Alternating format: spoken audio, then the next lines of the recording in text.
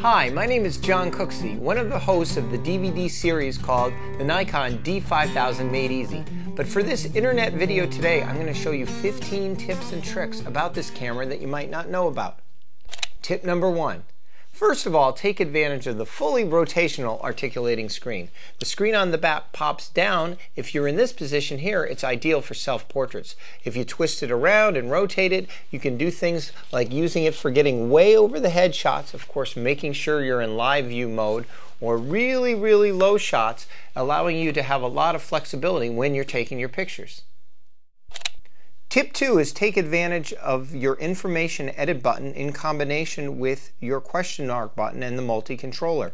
You can rotate around using the multi-controller after you hit the information edit button.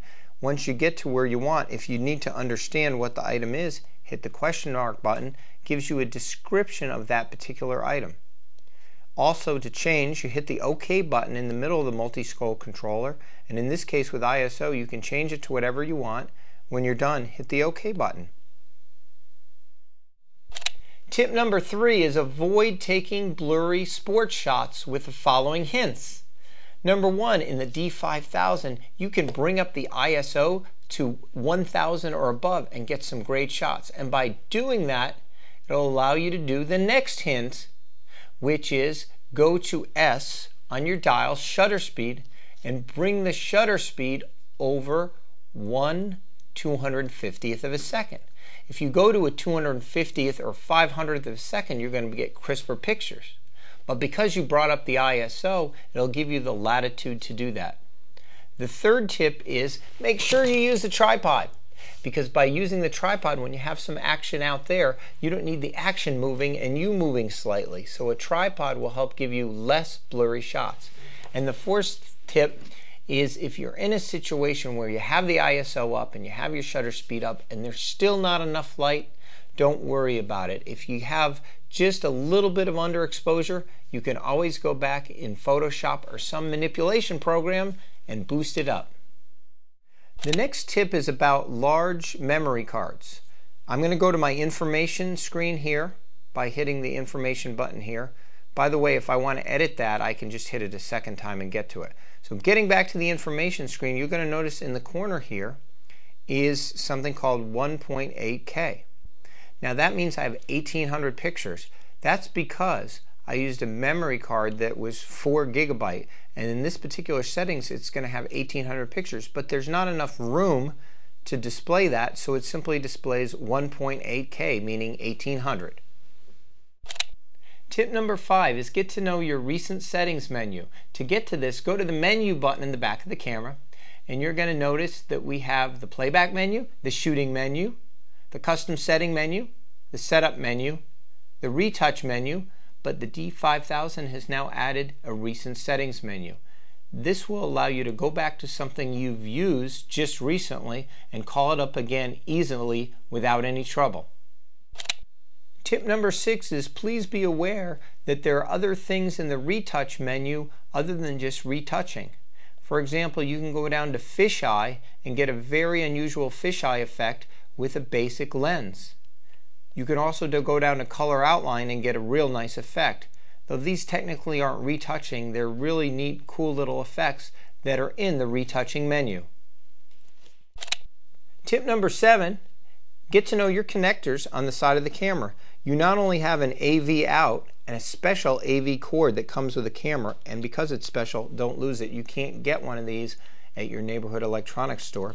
But it also has a GPS out, and with external GPS adapters, it will tag your pictures with the GPS location where they were taken.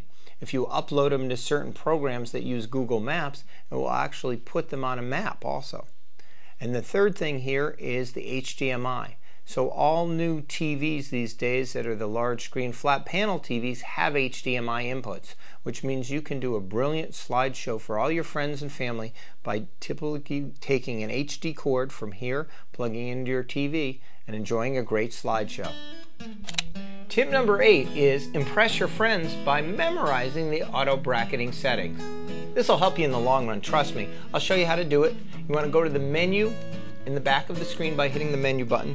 Scroll down to custom setting menu, Then go down to E, bracketing the flash. Hit the OK button, and now you're going to go down to auto bracketing set. Hit the OK again.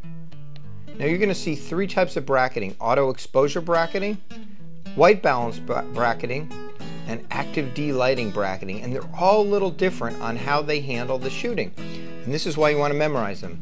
In the auto exposure bracketing, you're going to set that up. You're going to take 3 pictures in a row once you set that, and the first picture is going to be underexposed, second picture is going to be properly exposed, and the third is going to be overexposed, allowing you to choose between the 3. But white balance bracketing is a little different. You don't have to take 3 pictures. You're only going to take 1 picture with white balance bracketing, and when you go to play back, there's going to be 3 pictures there. One that's a little blue, one that's normal, and one that's a little bit on the reddish side, allowing you to pick, if you so choose, the one that color balance is proper for your particular mood you're trying to evoke.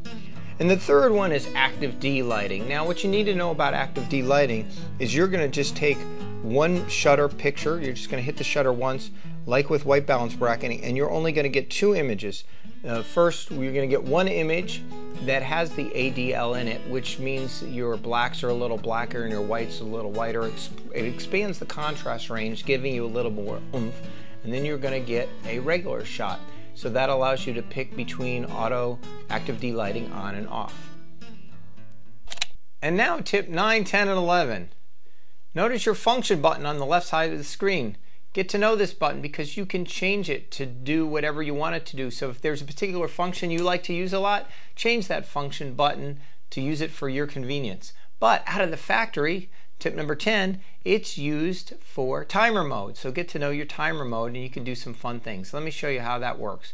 So I'm going to hit my information screen on the back, and I'm going to bounce back and forth on my function button, and it bounces between the S and the 10 seconds. But there's a lot of modifications you can do in that timer mode. And to do that, what I'm going to do is I'm going to hit the information screen again. I'm going to hit the OK button. And on the back, you're going to see 10 second, 2 second, or remote only. Now, the 10 second is ideal for taking pictures of the moon, because once you set it up and you set it on 10 seconds, it's going to take a picture without you touching the camera. And that's a big advantage, because if you don't have to touch the camera, it's not going to vibrate. Now, the other setting to keep in mind is if you have the remote with you, or the remote, you can do a 2 second, which is easier to take a picture of the moon because you don't have to wait for 10 seconds, or you could just have the remote only. But tip number 11, get to know the Q. What's the Q? Well, if I set it toward Q and it's on Q, it's a shooting mode where, let me show you here. I got the camera and I'm going to hold down the shutter, and when I let it go, it lets go. So what this allows you to do with or without the flash is take pictures of infinitely long amounts, which is great if you're taking pictures of the stars. You can hold that down for as long as you need, and then when you release it, you let it go. So you can do some fantastic long exposures and not have to worry about doing any settings. Just do them by feel by putting it in the Q mode. Well, we're running out of time here on this video, but please keep in mind that we have other videos up and coming on our account here, free videos on YouTube. My name is John Cooksey, and I'm one of the hosts of the Made Easy instructional training videos. They're 2 DVDs each with 90 minutes on each DVD, taking you through every feature and function of the D5000. Now, we went through things pretty fast on the video, but we slow them down and we take it step by step. You've learned a few things in under 10 minutes. You can imagine what you're going to learn with 2 90-minute DVDs. Plus, when you get those DVDs, you get 2 years of free tech support by email or by phone. We'll help you out with any questions, situations, or problems you have. Those are at elitevideo.com.